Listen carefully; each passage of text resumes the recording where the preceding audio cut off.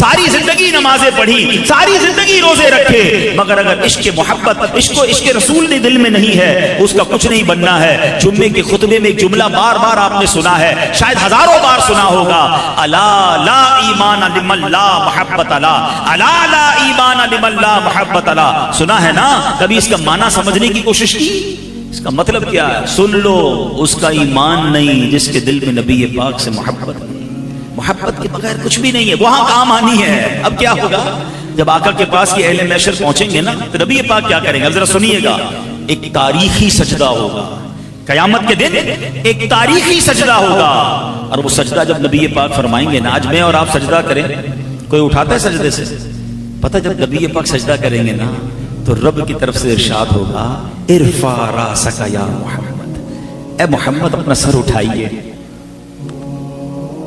कैसा प्यार है अल्लाह अज़्ज़ व जल और नबी पाक अलैहिस्सलाम। रब अल्लाह की बारगाह में गमगीन सजदा होगा ना, उम्मत की फिक्र में ये सजदा होगा, बड़ा तवील सजदा होगा। इरशाद होगा, इरफा रासका या मोहम्मद, ए मोहम्मद सर उठाइए।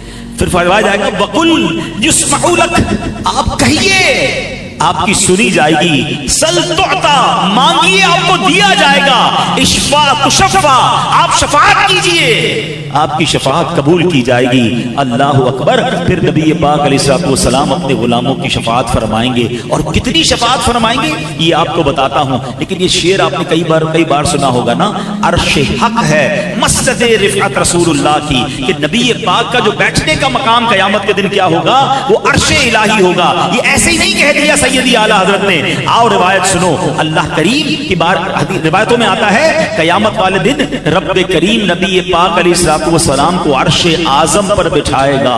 अगले पिछले सारे ये फजीलत जान लेंगे और सबकी जबान आपकी तारीफ में मसरूफ हो जाएगी। ये वो मकाम महमूद है जिसका कयामत के दिन रब ने कुरान में वादा फरमाया। वो कौन सी आयत हमने सुनी थी?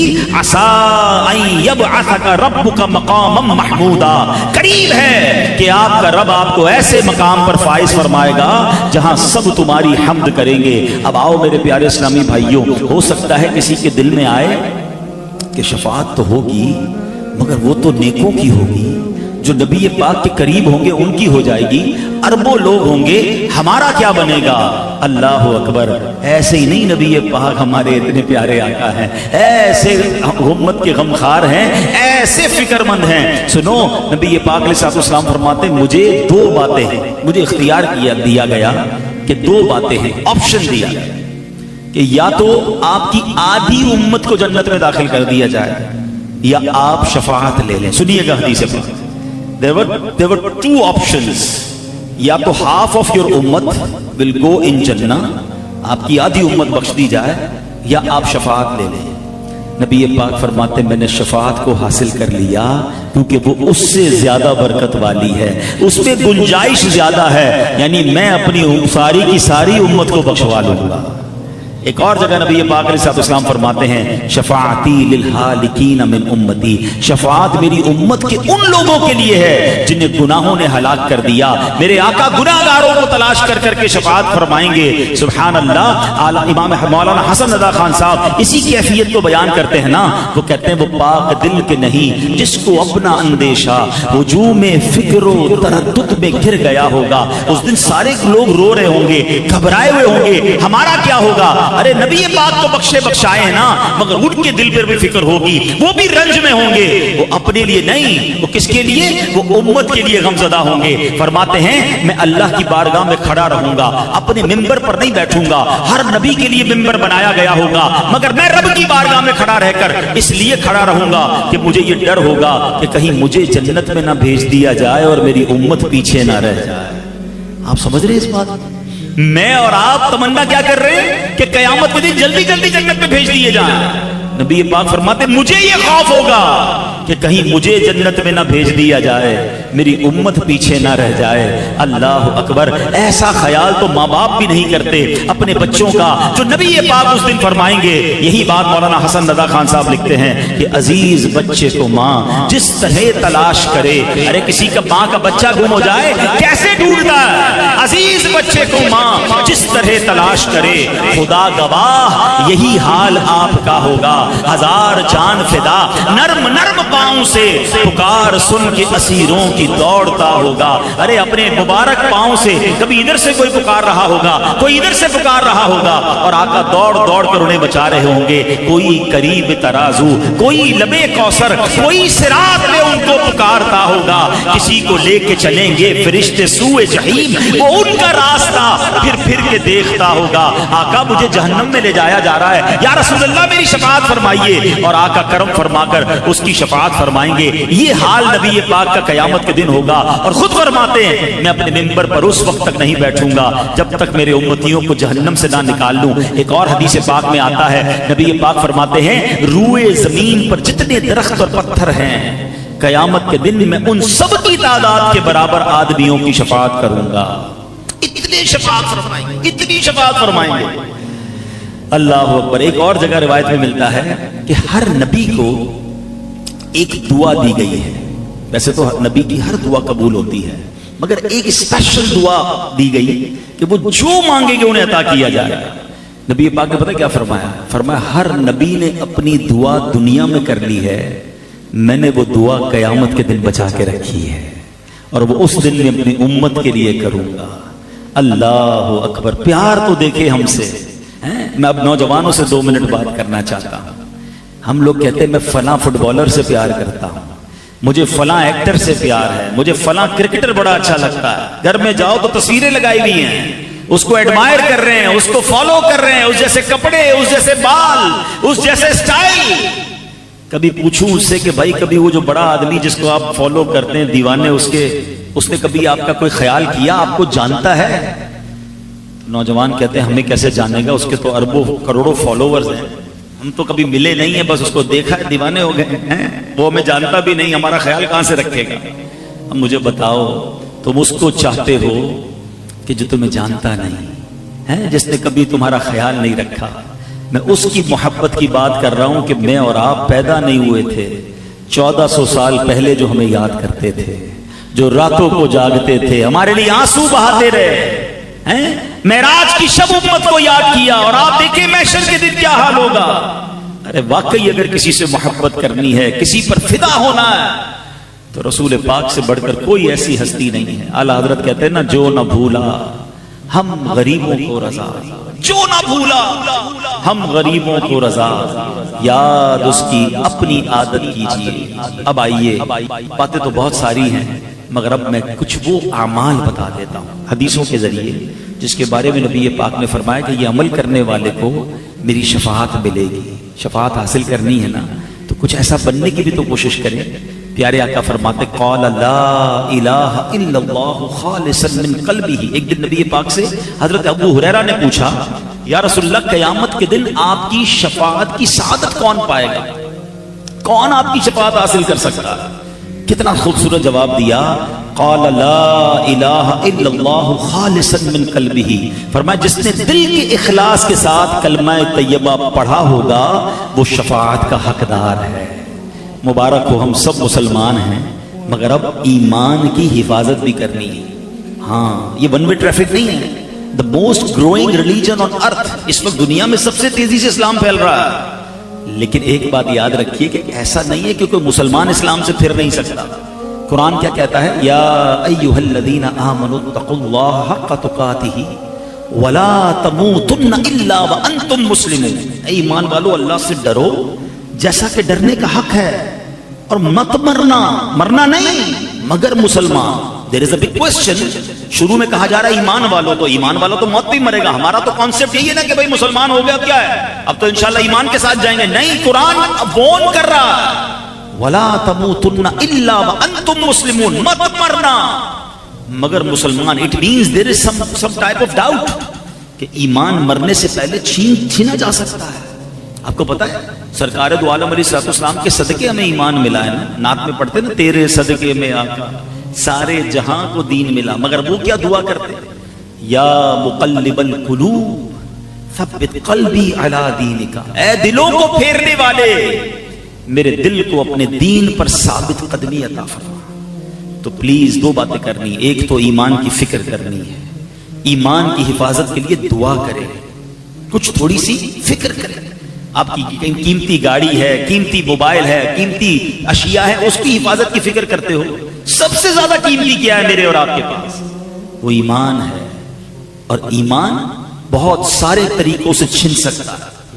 ایک تو یہی ہے کہ بندہ دعا کرے، اس کی وجہ کیا ہے کہ ہمارا سب سے بڑا دشمن کون ہے؟ قرآن کہتا ہے اِنَّهُ لَكُمْ عَدُوٌّ مُبِينٌ، شیطان اوپن اینیمی۔ قرآن کہتا ہے شیطان پتہ کیا چاہتا ہے؟ الٹیمیٹ گول شیطان کا کیا ہے کہ وہ تو جہنم میں جائے گا نا، بے ایمان ہے، وہ چاہتا ہے میں ان کا بھی ایمان کسی طرح چھین لوں اور یہ بھی میرے ساتھ جہنم میں جائے۔ تو اب اس کے پلانز ہیں، اس پلانز کو سمجھنا ہوگا۔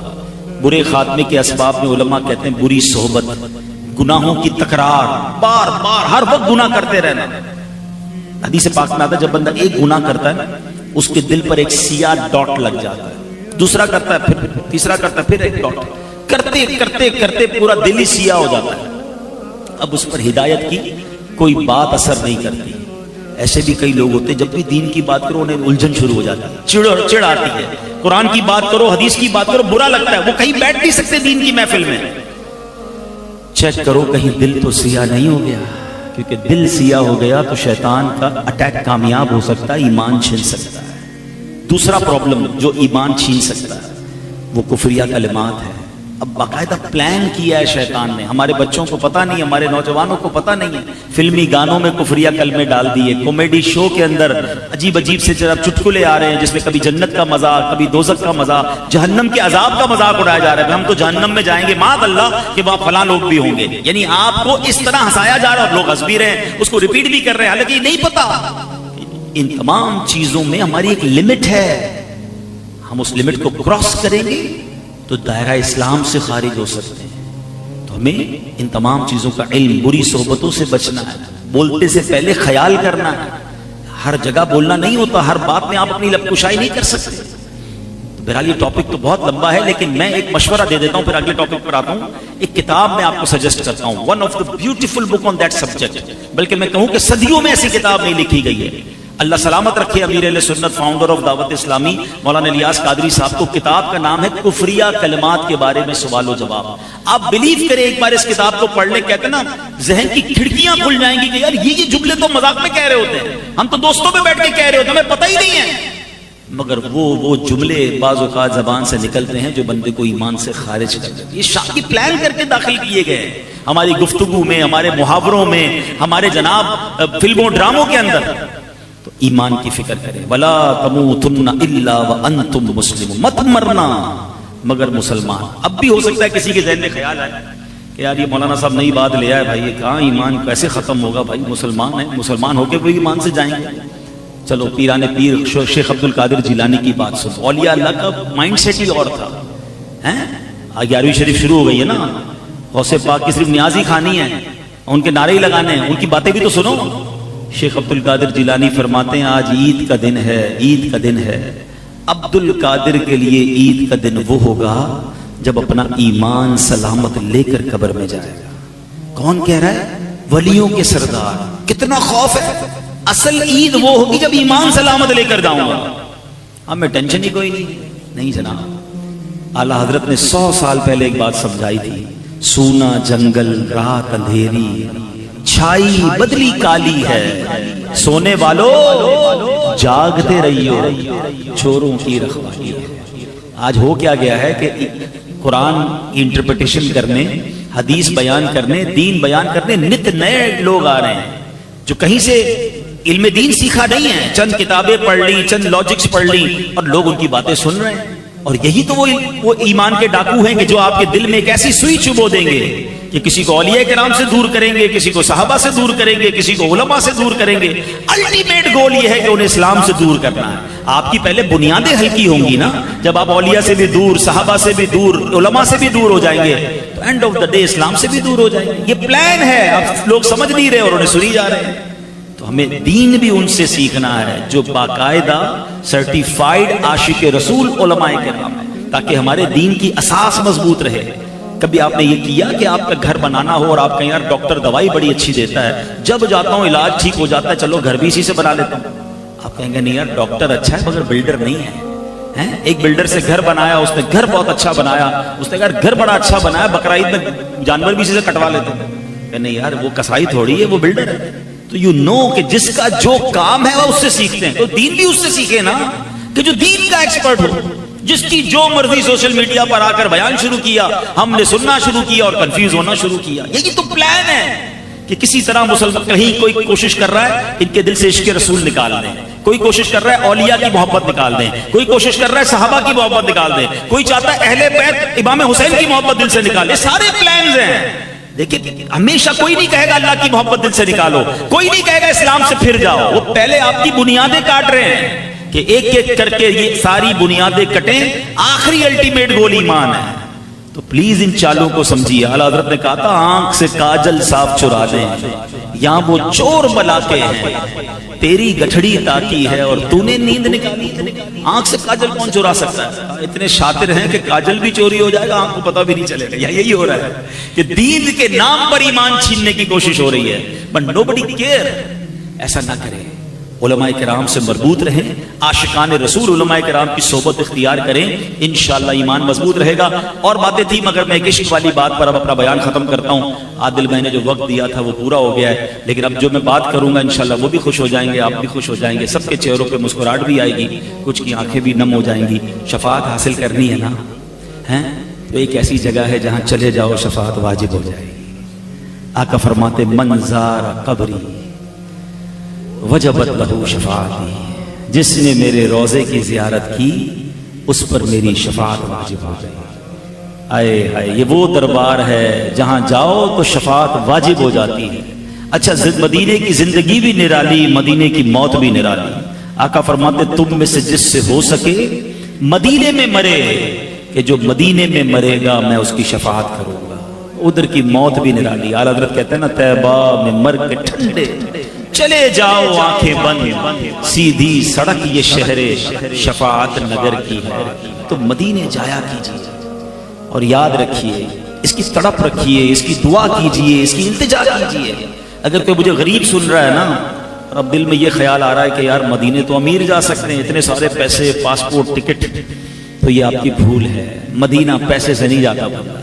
ہاں میں نے اربوں پتی دیکھے ہیں، ساری دنیا دیکھی ہے، مدینہ نہیں دیکھا.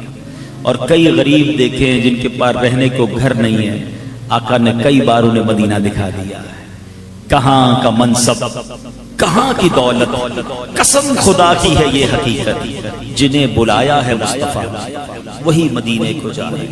مدینے جانے کے بہانے ڈھونڈا کر، ہاں مدینے نہ جانے کے بہانے نہیں ڈھونڈا کر. لوگ کہتے ہیں یار ابھی ذرا کاروبار سیٹ ہو جائے، تھوڑی بچی کی شادی ہو جائے، فلاں کام اٹکا ہے، جیسے ٹھیک ہوگا پھر جاؤں گا عمرہ کرنے، پھر جاؤں گا حج کرنے، پھر جاؤں گا مدینے. اعلیٰ حضرت کہتے ہیں نا پھر نہ کروٹ لی مدینے کی طرف، پھر نہ کروٹ لی مدینے کی طرف. ارے چل جھوٹے بہانے، وہاں کے لیے تو بہانہ تلاش کرے. آپ کو مثال کے طور پہ کوئی پلاٹ پسند آ جائے، آپ گھر کی کوئی چیز بیچ کے پلاٹ لے لیتے ہیں. کوئی گاڑی خریدی ہے، بندہ کہتا ہے زیور بیچ لو گاڑی لینا ہے. مدینے کے لیے بھی ایسے ہی کیا کرو، کچھ آگے پیچھے کرنا بھی پڑے نا، چلے جایا کرو مدینے. ہاں اور یہ نہ سوچو یہ کام سدھرے گا پھر جاؤں گا، یہ کام نپٹے گا پھر جاؤں گا. ارے ادھر جاؤ، سارے کام نپٹتی ادھر سے ہیں.